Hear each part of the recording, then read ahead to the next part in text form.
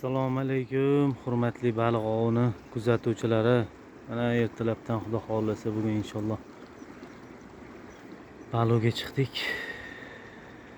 Manzarani ko'ryapsizlar, udar. Donkiga tashab qo'ydim. Tashuvdim, hozir shaqillatishni boshladi.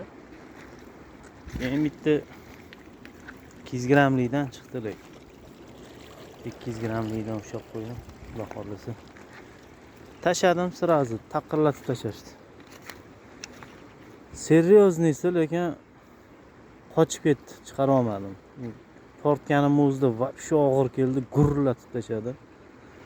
Shu u bo'ysunmadi-da, chiqib ketdi. Menimcha shu kurchogim sal kichkinalik qildi-da. Necha kurchog qo'ysam ekan? Hozir men 7 qo'ydim, 7 dan chiqib ketdi-da u.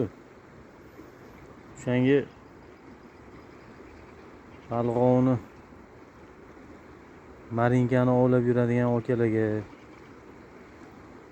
maslahatda necha kurchog qo'ysam ekan? Поводогimni где-то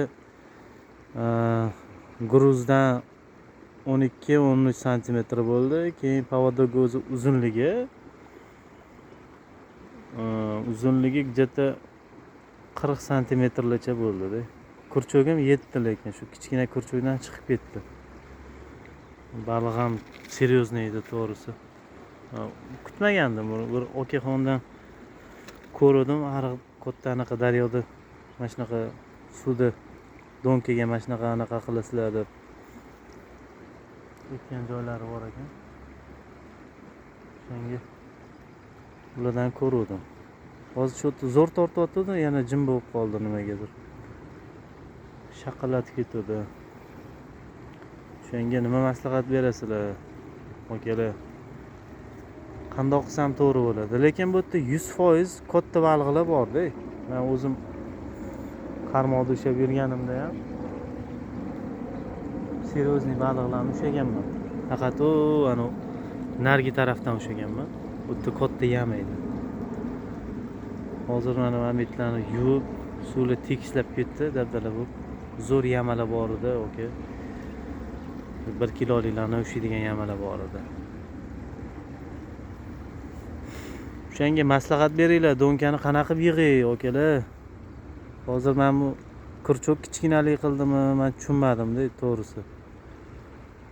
Buning endi qanaqadir achchimayotganim yo'q-ku, qochib ketganiga, bu ham qanaqadir saboq bo'lsin deyapman-da. O'shanga biladiganlar aytsanglar bir manfaatli bo'lardi inshaalloh.